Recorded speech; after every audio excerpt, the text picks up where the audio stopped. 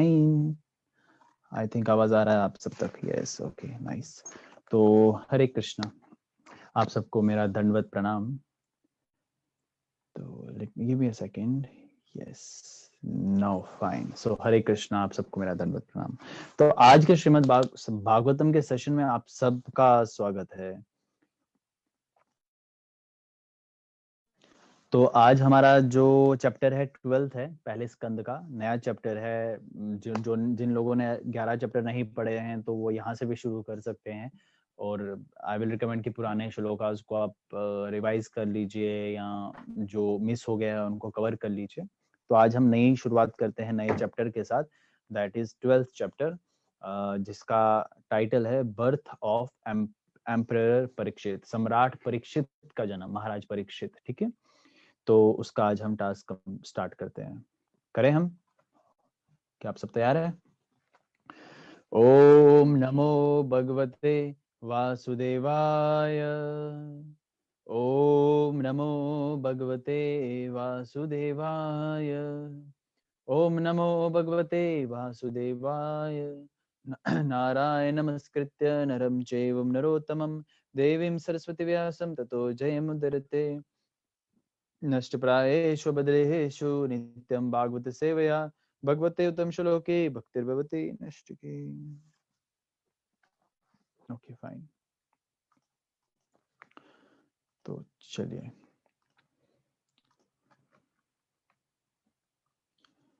Okay, I think आपकी screen पे share हो चुका है, राइट? यस। तो आप सब भी पीछे पीछे दोहरा सकते हैं, जिनके बैकग्राउंड में शोर ना हो वही सिर्फ अनम्यूट करें, अदरवाइज म्यूट पे ही रखें। शौनक उवाच। शौनक उवाच। अश्वत्थामेन उपाश्रितेन अश्वत्थामेन उपसृष्टेन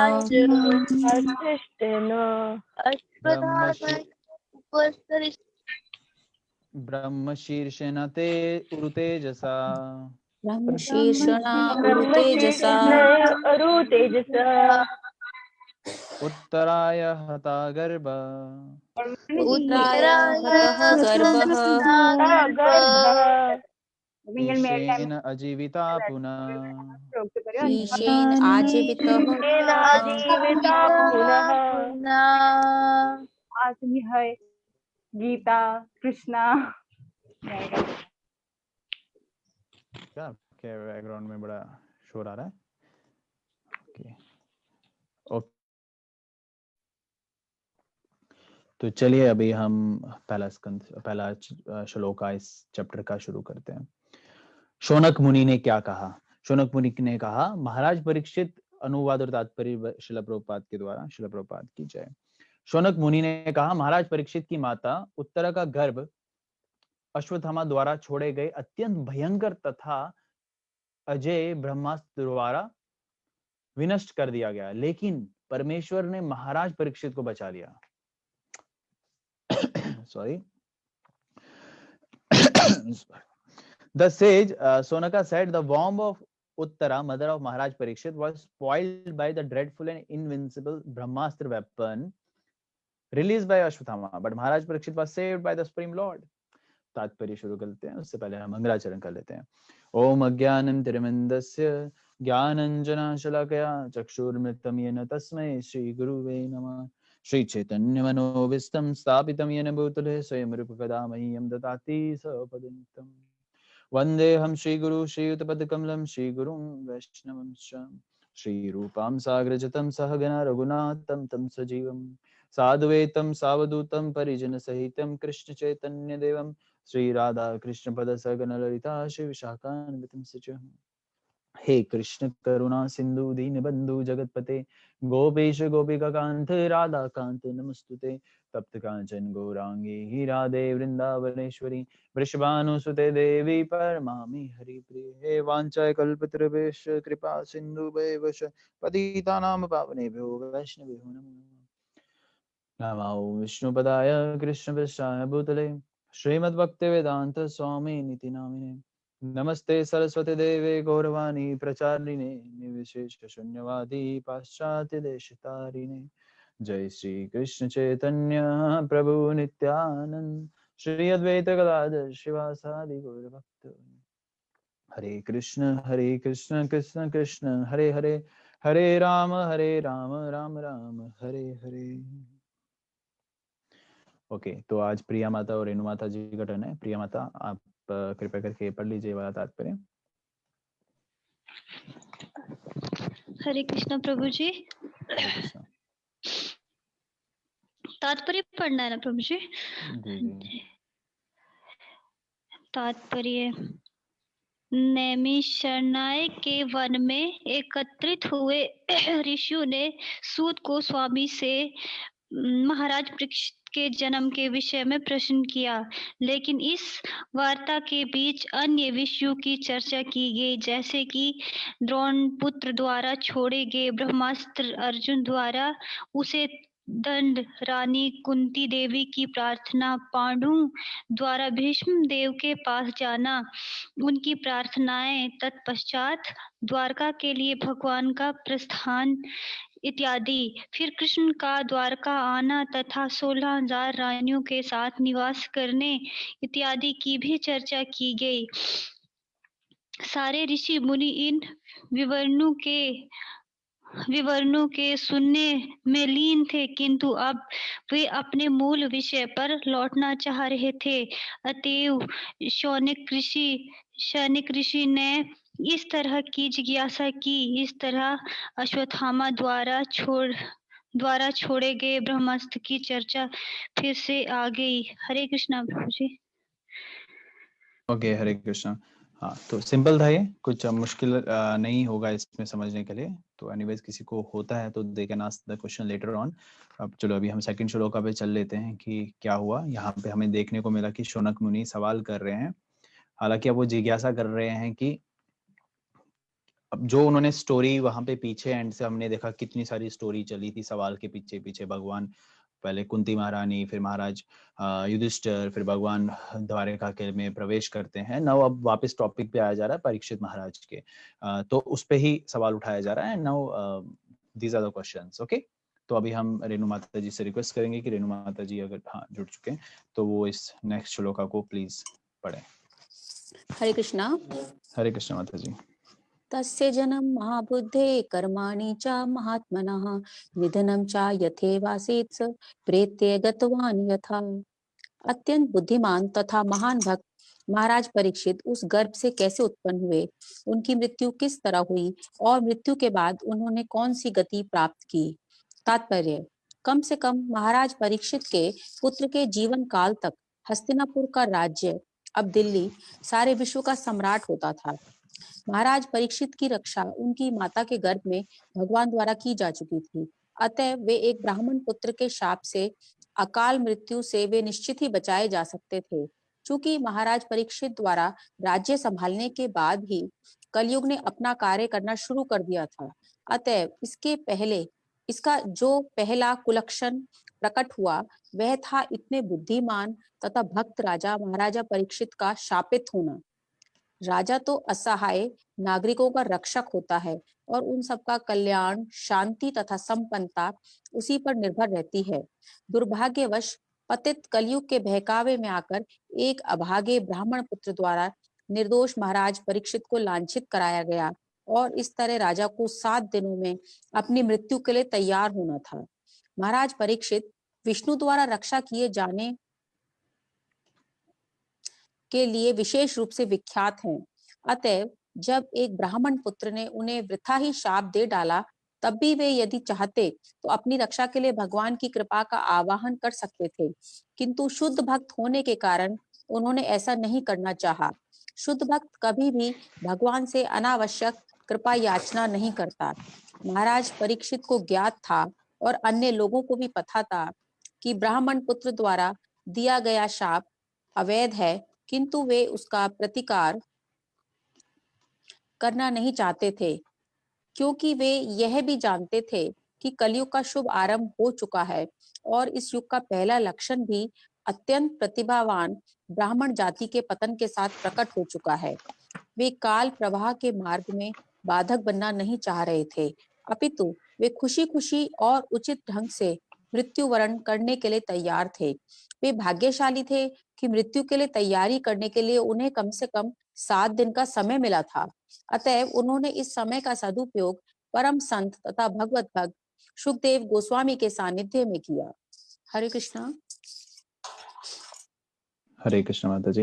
वेल आप म्यूट पे रख सकते हैं, नेक्स्ट श्लोका में आप अनम्यूट कर दीजिएगा।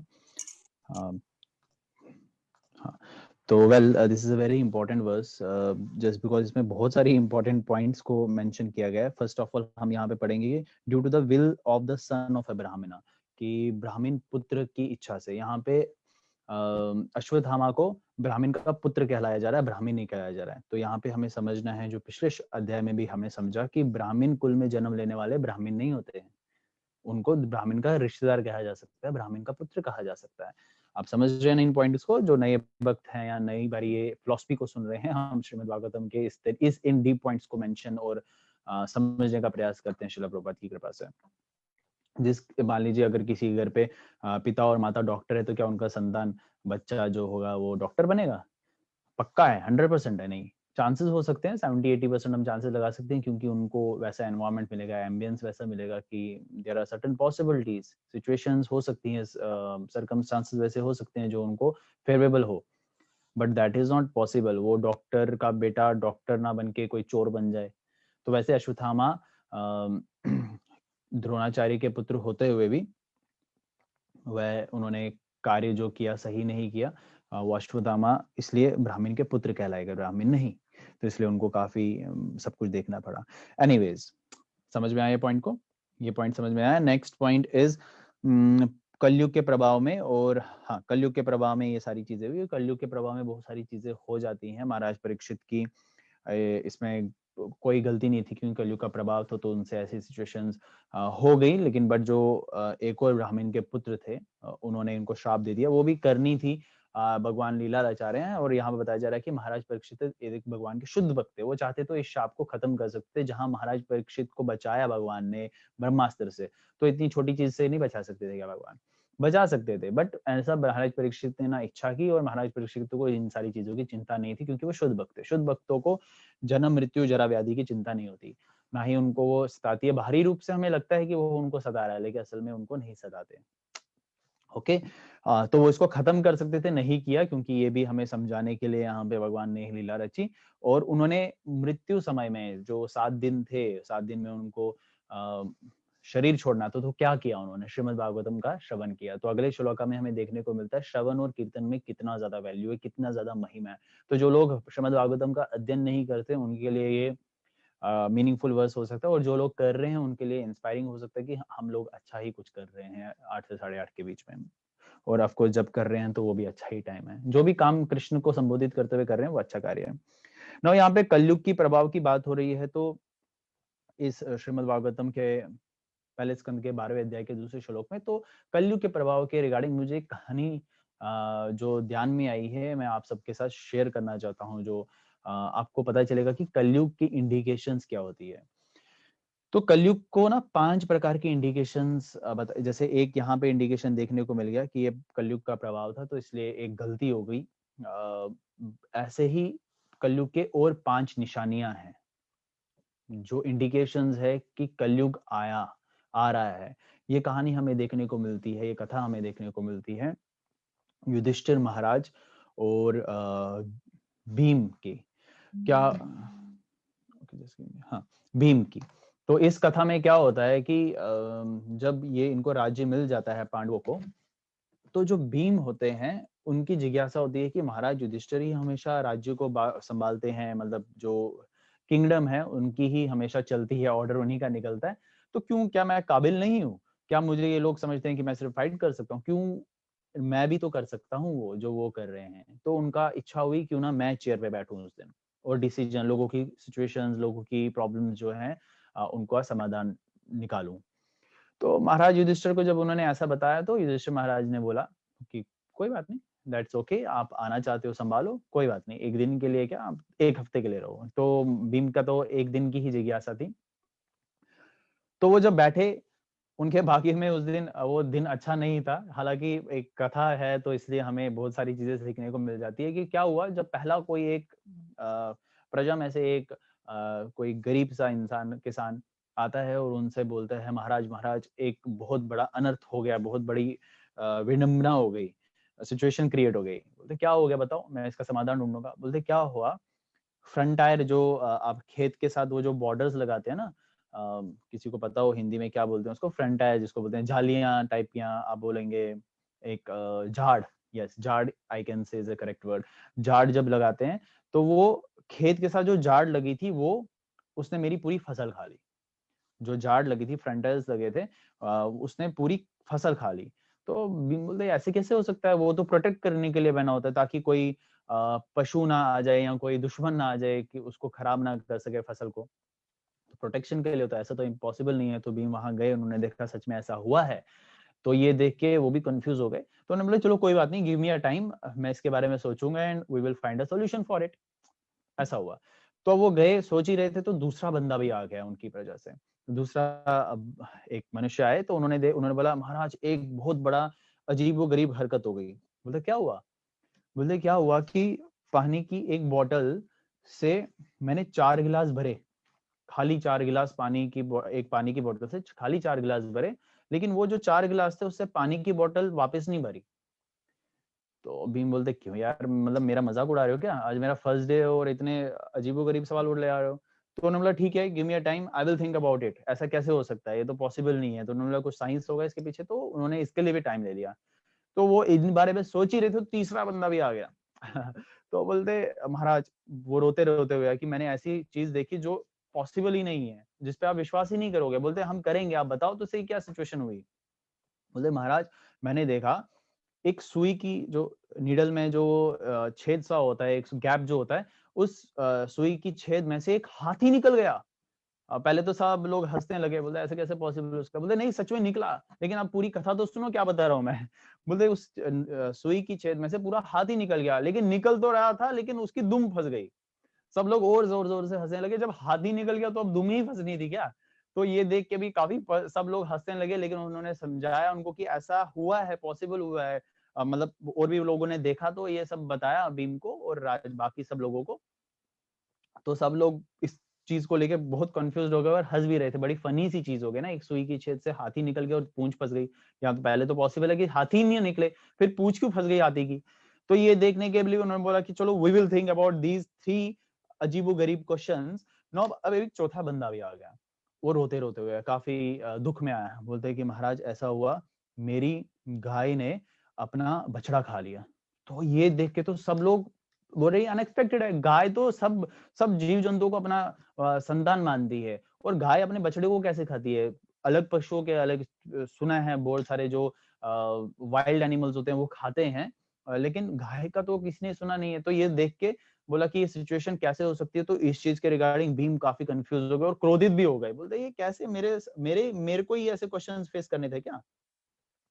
तो अब ये इस बारे में सोच विचार कर ही रहे थे, युधिष्ठिर महाराज जी के पास जाने ही वाले थे, तो एक और बंदा आ गया। एक और आ गया, बोलते कि महाराज एक अजीबोगरीब कहानी हो गई। बोलते क्या हुआ?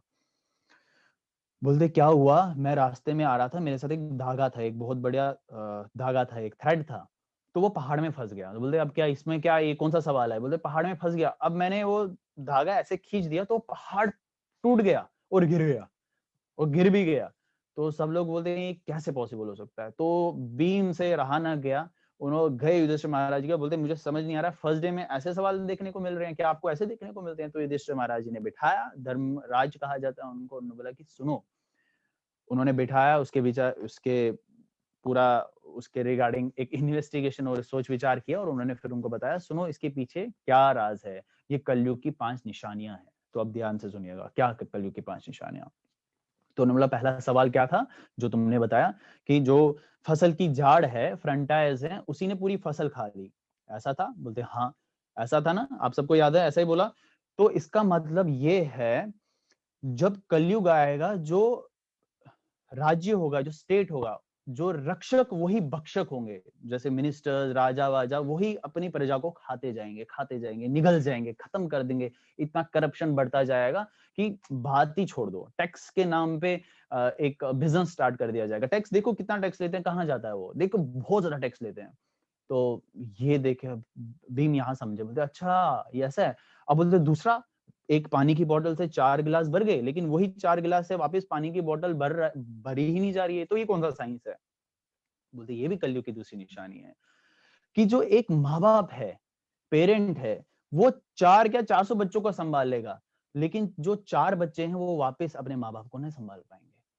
ये देख के भीम और सब जो वहां राजे थे, उन्होंने मतलब देवर सो टेंस आउट कि ऐसा ऐसा होने वाला है। और आप देखिए सिचुएशन तो ऐसा ही होता है, 4 तो छोड़ो, यहाँ तो एक संतान भी अपने एक माँ बाप को नहीं संभाल पाते। तो एनीवेज, फिर तीसरे सवाल पे बात उठी, ये हाथी वाला क्या ये अजीबोगरीब फनी सा था कि सुई की छेद से हाथी निकल गया और पूंछ फंस गई। इसके पीछे भी एक बहुत बड़ा वो रीजन है। कलयुग का ये भी एक तीसरा प्रभाव होगा कि बड़े से बड़ा पापी, रेपिस्ट, क्रिमिनल, टेररिस्ट बोल दो, वो सब खुले घूम रहे होंगे, और जो निर्दोष होगा या जिसने छोटा सा गुनाह किया होगा गलती से, वो जेल में बड़ा रहेगा। ऐसा ही हो रहा है ना। तो ये भी देख के जो सब लोग थे, अरे मतलब उस टाइम पे इतनी बड़ी चीजें नहीं होती थी, तो अभी तो हो रही है, हम सबको ये छोटी छोटी चीजें ले देख रहे हैं, आप कैसे घूम रहे हैं सब रेपिस्ट एंड ऑल। ये देख के बोल दे कि चौथा चौथा क्या है कि गाय ने अपने बच्चे को खा लिया। ये देख के ना सब एक काफी इमोशनल भी हो गए थे, ये क्या है इसके पीछे राज।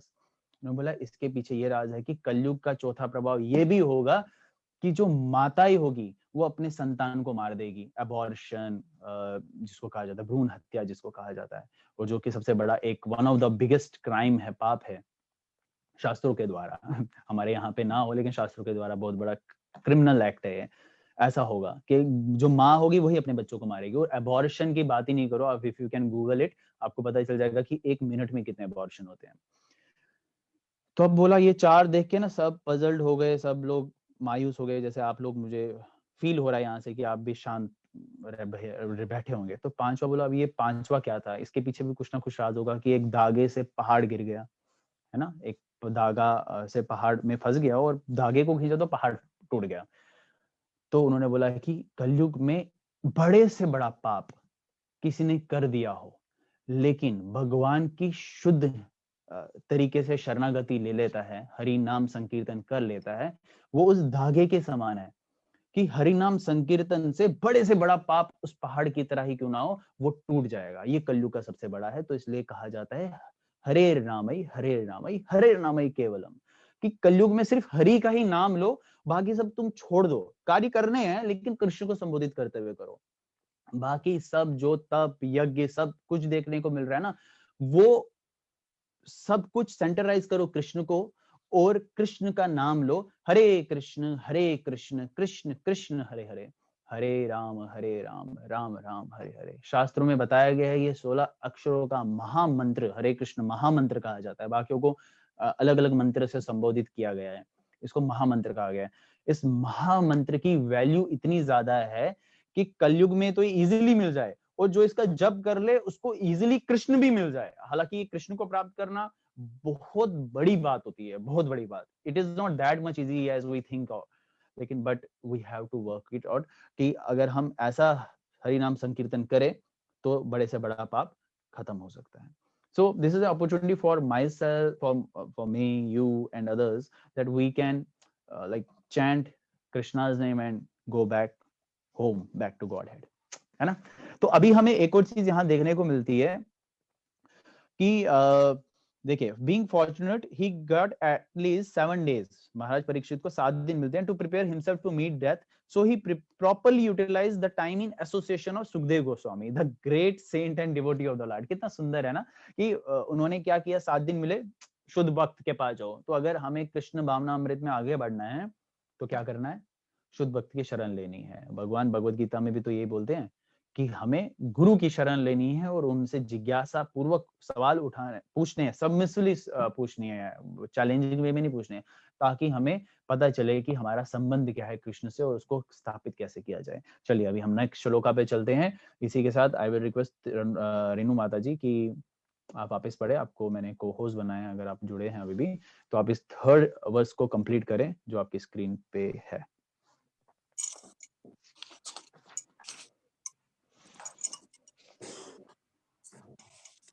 हरे कृष्णा प्रभु जी। जी। तत् इदं श्रोतुमिच्छाम गदितुं यदि मन्यसे ब्रूहि न श्रद्धानां यस्य ज्ञानम अदात शुकः। हम सभी अत्यंत आदर पूर्वक उनके महाराज परीक्षित के विषय में सुनना चाहते हैं जिन्हें सुखदेव गोस्वामी ने दिव्य ज्ञान प्रदान किया। कृपया हमें इस विषय में बताएं। तात्पर्य: सुखदेव गोस्वामी ने महाराज परीक्षित को उनके जीवन के अंतिम 7 दिनों में दिव्य ज्ञान प्रदान किया, जिसे महाराज ने श्रद्धालु शिष्य की भांति ठीक से सुना। श्रीमद् भागवत के इस प्रकार के प्रामाणिक श्रवण तथा कीर्तन का प्रभाव श्रोता तथा वक्ता पर समान रूप से पड़ता है। इससे दोनों लाभान्वित हुए थे। भागवत में भक्ति के जिन 9 विभिन्न दिव्य साधनों का वर्णन हुआ है, यदि उनमें से सभी का कुछ का या किसी एक का भी ठीक से पालन हो तो वे समान रूप से लाभप्रद होते हैं। महाराज परीक्षित तथा सुखदेव गोस्वामी दोनों ही प्रथम 2 साधनों अर्थात श्रवण तथा कीर्तन के, प्रभु जी प्लीज स्क्रॉल कर दीजिए, स्क्रॉल कर दीजिए प्रभु जी। हाँ, मेरी आवाज आ रही है? मैं बोल हाँ रहा जी। था कुछ। हाँ, ओके, ये ओके। नेक्स्ट पेज पे अभी हम चलते हैं, पहले मैं इसके बारे में बता दूं। श्रद्धालु ठीक है। शिष्य की भांति ठीक से सुने, कि पहले हमें सबसे पहले ठीक से सुनना है। मैं देखता हूँ कि भागवतम पढ़ते टाइम या भगवत गीता पढ़ते टाइम, सुनते टाइम या कथा सुनते टाइम हमारा ध्यान इधर उधर होता है, कुछ कार्यों में लगे होते हैं, तो कृपया करके ठीक से सुने, लिखे, नोट्स बनाइए, जिस प्रकार से भी आपको हमको इम्प्लीमेंट करना है। Main thing is Shrimad Bhagavatam के इस प्रकार श्रवण तथा कीर्तन, देखो श्रवणम कीर्तनम की बात कर रहे हैं, 9 विद्या बताई गई, उसमें 2 जो पहले पार्ट श्रवण कीर्तन, कि हमें श्रवण और कीर्तन से ही हमें सारी चीजें समझ में आएगी। और श्रील प्रभुपाद यहाँ बता रहे हैं कि 9 साधनों में से भी कोई भी अच्छे तरीके से हम अपना लेना तो हम सब में परफेक्ट हो सकते हैं, हर कार्य में परफेक्शन डेवलप कर सकते हैं। तो hearing is very important and kirtan as well. Okay, next. Yes Mata ji please. अतएव दोनों ही अपने प्रशंसनीय प्रयास में सफल रहे। दिव्य अनुभूति ऐसे ही गंभीर श्रवण तथा कीर्तन से होती है, अन्यथा नहीं। इस कलयुग में गुरु तथा शिष्य संबंधी एक विशेष प्रकार का विज्ञापन हो रहा है। कहा जाता है कि गुरु द्वारा उत्पन्न विद्युत धारा के द्वारा शिष्य में आध्यात्मिक शक्ति प्रविष्ट की जाती है, जिससे शिष्य को उसका आघात अनुभव होता है। इससे वह अचेत हो जाता है और गुरु तथाकथित आध्यात्मिक निधि के क्षीण हो जाने पर रोता है। इस युग में इस तरह का झूठा विज्ञापन चल रहा है और निरीह जनता ऐसे विज्ञापन का शिकार बन रही है। किंतु सुखदेव गोस्वामी तथा उनके महान शिष्य महाराज परीक्षित के आचरण के विषय में हमें ऐसी लोक कथाएं प्राप्त नहीं होती। मुनि ने अत्यंत भक्तिपूर्वक श्रीमद् भागवत सुनाई थी और राजा ने उसे अत्यंत नियम पूर्वक सुना था। राजा ने ना तो अपने गुरु से किसी प्रकार की विद्युत धारा के आघात का अनुभव किया था और ना ही अपने गुरु से ज्ञान प्राप्त करते समय वे अचेत हुए थे। अतएव लोगों को चाहिए कि वे वैदिक ज्ञान के इन निठल्ले प्रतिनिधियों द्वारा किए जा रहे इस प्रकार के अप्रामाणिक विज्ञापनों के बहकावे में ना आएं। नैमिषारण्य के ऋषि मुनि महाराज परीक्षित के विषय में अत्यंत आदर पूर्वक श्रवण कर रहे थे, क्योंकि उन्होंने गंभीर श्रवण द्वारा सुखदेव गोस्वामी से ज्ञान प्राप्त किया था। दिव्य ज्ञान प्राप्त करने का एकमात्र साधन यह है कि उसे प्रामाणिक गुरु से गंभीर श्रवण द्वारा ग्रहण किया जाए। उसके लिए आश्चर्यजनक प्रभावों को उत्पन्न करने हेतु ना तो किसी चिकित्सीय कर्तव्य की, ना ही योग के चमत्कार की आवश्यकता है। यह विधि सरल है, लेकिन एकनिष्ठ होने पर ही मनोवांछित फल मिल सकता है। हरे कृष्ण प्रभु जी। हरे कृष्णा, थैंक यू। हाँ, तो अभी हम इस चीज को हाईलाइटेड फॉर्म्स में पढ़ ले तो हमें समझने को मिलता है कि sharing and sharing what I hearing and chanting, please Renu माता जी आप म्यूट पे कर दीजिए। Hearing and chanting is very important segment, और इसके लिए 2 चीजों की बहुत रिक्वायरमेंट है कि एक बोनाफाइड गुरु जो समझाने के लिए हो, प्रामाणिक गुरु। यहाँ पे बताया जा रहा है कि जो आजकल ढोंग चल रहा है कलयुग में, वैसा नहीं होता है। तो वन शुड बी फ्रॉम परंपरा से बिलोंग करने चाहिए। और जो सुनने वाला है, जो सुनने के लिए बैठा हुआ है वहां पे, उसमें जिज्ञासा होनी चाहिए और वो पालन करना चाहिए नियमों का। श्रील प्रभुपाद बता रहे हैं कि कलयुग में ऐसा जो ढोंग चल रहा है वो बंद हो जाना चाहिए, और वो ऐसा नहीं होता है। यहाँ पे पूरी एग्जाम्पल दी है श्रील प्रभुपाद ने। तो और यहाँ पे बताया जा रहा है, one should not therefore become a victim of these unauthorised advertisement made by some bogus representative of Vedic knowledge. बोलते हैं कि जो ये प्रामाणिक अप्रामाणिक जो गुरु बैठे हुए हैं, सो कॉल्ड गुरु जो बैठे हुए हैं ज्ञान देने के लिए शास्त्रों का, उनसे नहीं सुनना चाहिए। अगर देखो, अगर हम भागवतम का शरण ले, श्रवण कर ले, सुने, उनका अध्ययन करें, तो ना ही हम किसी अप्रामाणिक गुरु की शरण लेते, ना ही जो अप्रामाणिक गुरु जो जेल में बैठे हुए हैं वो, यहाँ बहुत सारे तो ओपन होंगे, वो बनते, ना उनको चांस मिलता वैसा सब करने का, और ना ही उनपे आलतू फालतू मूवीज बनती, जैसा आजकल आप देख रहे हो कैसी कैसी प्रकार की मूवीज बनती है बाबास पे। तो अगर सुनने वाले और सुनाने वाले श्रीमद् भागवतम की शरण ले लेते हैं, तो this is what we can see here, that कि हमें हियरिंग को बहुत ध्यान से सुनना है, बहुत अटेंटिवली ध्यान देना है, देन हमें सारी चीजें समझ में आ जाएगी। ओके, तो आप सब आई होप ये समझ ही गए होंगे। अगर आपका कोई प्रश्न है तो then one can ask, otherwise we will end today session. तो कल हम मिलेंगे कुछ नए श्लोकास के टास्क के साथ, तब तक के लिए then we will end it. Okay, है किसी को कोई प्रश्न तो चैटिंग सेशन में they can ask, I will see that. Okay, Hare Krishna Hare Krishna. Fencing around plants, it is actor five, technical. Hari नाम प्रभु की जय, संकीर्तन महायज्ञ की जय, जय जय जय, हरि नाम की जय। It is Sanjay Prabhu is saying it is going to be most worst in coming next 50 years. Maya Prabhav most being affected as sadhana remains back affected. In word, it will be end of Kali with worst affection.